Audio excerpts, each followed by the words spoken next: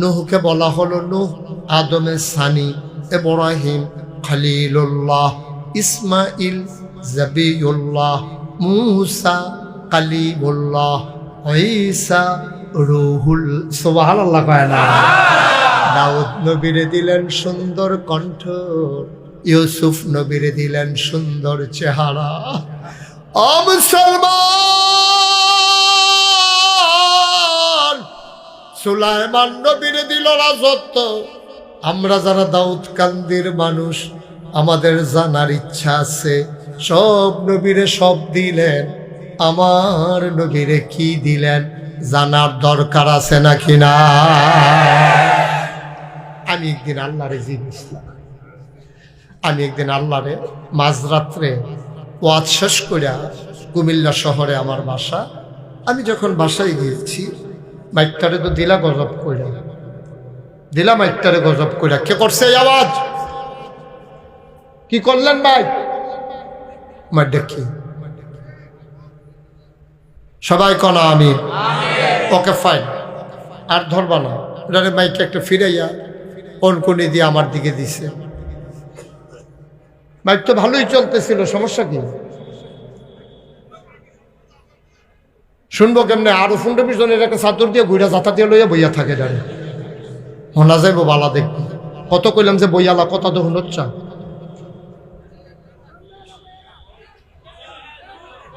সবাই কনা আমিন, জোরে কনা আমিন। ও মুসলমান, সব নবীরা সব দিল, আমার নবীর কি দিল জানতে মন চায় নাকি চায় না? ইউসুফ নবীর দিল সুন্দর চেহারা, আমার নবীর চেহারাও সুন্দর না সুন্দর? কম না বেশি? প্রমাণ আছে নাকি নাই? আল্লাহর নবী আসার নামাজ পড়ে প্রচন্ড গরম, ব্যবসা গরম, মসজিদে নববী থেকে বের হলেন। তিনি আসলেন আম্মা জান আয়েশা, আমাদের ছোট আম্মা। সুবহানাল্লাহ কয় না? আমাদের আম্মা ছিল 11 জন। কয়জন? 2 জনকে নবী নিজের হাতে কবরস্থ দাফন করেছেন। 9 জনের সাথে আমার নবী একসাথে সংসার করেছেন। সবচেয়ে ছোট আম্মা হইল আয়েশা। আল্লাহ আম্মা জান আয়েশার এত মর্যাদা দিছে, নবীজি একদিন ডাক দেয়া কয়, শোনো শোনো শোনো, তরকারির ভিতরে লবণটা যেমন দরকারি, তোমাদের আম্মা আয়েশা ইসলামের ভিতরে তেমন দরকারি। মশলা ছাড়া তরকারি হয়, হলুদ ছাড়া তরকারি হয়, রং ধরে না। বড়ি ছাড়া তরকারি হয়, ঝাল হয় না। গরম মশলা ছাড়া তরকারি হয়, সুবাস ছড়ায় না। কিন্তু লবণ ছাড়া তরকারি হইলে যেমন মুখে দেওয়া যায় না, আল্লাহর নবী কয় লবণের ভিতরে, তরকারির ভিতরে লবণটা যেমন দরকারি, তোমাদের আম্মা আয়েশা ইসলামের ভিতরে তেমন দরকারি। বলো সুবহানাল্লাহ। ওলামায়ে কেরাম বুঝবেন, 2210টা হাদিস আম্মাজান আয়েশা বর্ণনা করেছেন।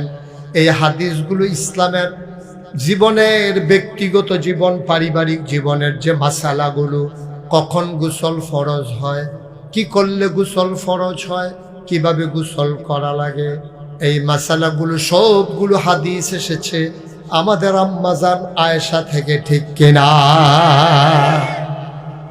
আল্লাহর নবী আসার নামাজ পড়ি তিনি আসলেন আম্মাজান আয়েশার ঘরে। ডাক দেয়া কয়, আয়েশা প্রচণ্ড গরম, ঘেমে গেছি আমি, বাড়ির আঙ্গিনায় খেজুর পাতার পাটি বিছাইয়া বিছানা করো, একটু আরাম ফরমাই, বাইরে মৃদুমন্দ বাতাস, আকাশে পূর্ণিমার চতুর্দশী, পূর্ণিমার চাঁদ, ফকফকা জ্যোৎস্না আর মৃদুমন্দ হাওয়া। আম্মা জান আয়েশা খেজুর পাতার পাটি বিছালেন, আসন পেতে বসলেন, আল্লাহর নবী কুলের ভিতরে মাথা রেখে শুয়ে পড়লেন। আম্মা জান আয়েশা কপাল টিপে দেয়, চুলের ভিতরে আলতো করে বিলি কেটে দেয়। আমার নবী আরাম পেয়ে চোখ বন্ধ করে আছেন। এমন সময় একজন সাহাবা নবীর সাথে দেখা করার জন্য এসেছেন। ঘরের সামনে নবীর দাঁড়াবেন, দূর থেকে তাকায়া দেখে আকাশে একটা পূর্ণিমার চাঁদ হাসে, আরেকটা চাঁদ আম্মা জান আয়েশার ঘরের দরজায় মনে হয় যেন মাটির সামনে পড়ে আছে। সুবহানাল্লাহ, সুবহানাল্লাহ, সুবহানাল্লাহ।